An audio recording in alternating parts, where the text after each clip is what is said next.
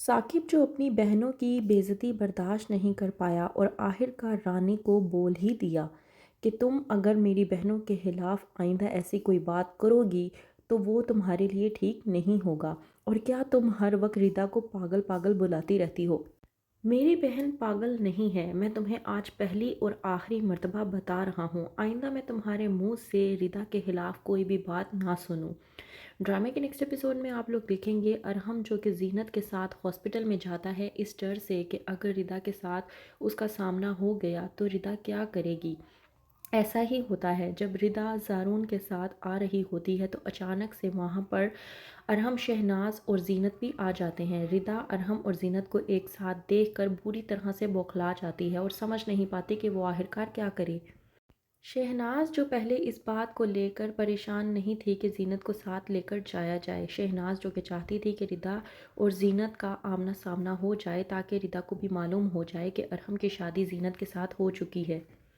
लेकिन रिदा की हालत देखने के बाद शहनाज को गिल्टी महसूस होना शुरू हो जाती है। वो सोचती है कि जीनत को वो साथ क्यों लेकर आई। रिदा की इस तरह की हालत देखकर शहनाज परेशान हो जाती है और सोचती है कि रिदा के साथ आखिरकार ऐसा क्या मामला है जो रिदा की ऐसी कंडीशन नज़र आ रही है।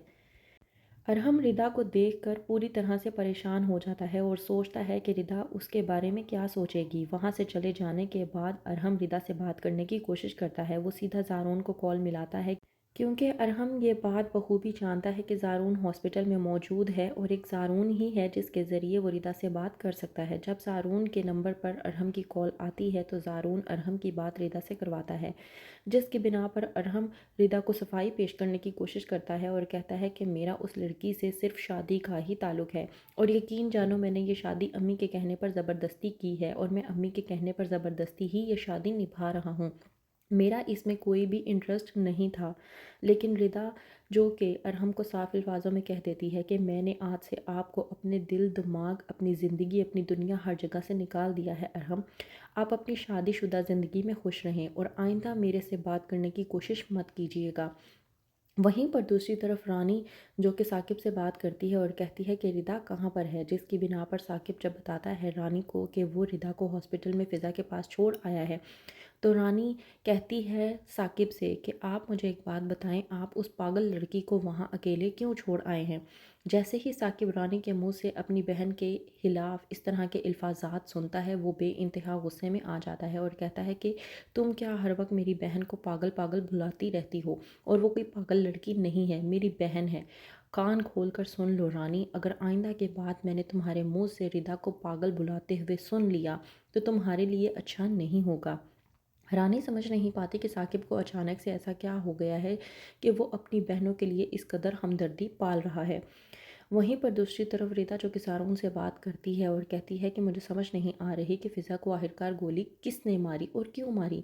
ज़ारून जब बताता है रिदा को कि हमला मुझ पर हुआ था, फ़िज़ा ने मुझे बचाने की खातिर वो गोली खुद पर ले ली है और कोई मसला नहीं हुआ। लेकिन तुम फ़िक्र ना करो, मैं तुमसे वादा करता हूँ जब फ़िज़ा यहाँ से ठीक हो जाएगी तो उसके बाद डायरेक्ट हमारा निकाह ही होगा। रिदा परेशानी में जब ज़ारून से पूछती है कि रानी भाभी का क्या होगा तो ज़ारून बता देता है रिदा से कि रानी से अब कोई भी बात नहीं पूछी जाएगी। अब जो भी फ़ैसला होगा वो फ़ैसला मैं खुद करूँगा और मेरा फ़ैसला यही है कि मैं फ़िज़ा के साथ जैसे ही वो ठीक होती है डायरेक्ट निकाह कर लूँगा। फ़िज़ा अब मेरी ज़िम्मेदारी है, तो मैं फ़िज़ा को लेकर परेशान होने की ज़रूरत नहीं है। रिदा ये बात सुनकर बहुत ज़्यादा खुश हो जाती है। तो क्या होगा रानी को जब इस बारे में मालूम होगा, क्या करने देगी वो इन दोनों को निकाह जानने के लिए। देखते रहिए ड्रामा सीरियल शिकंजा।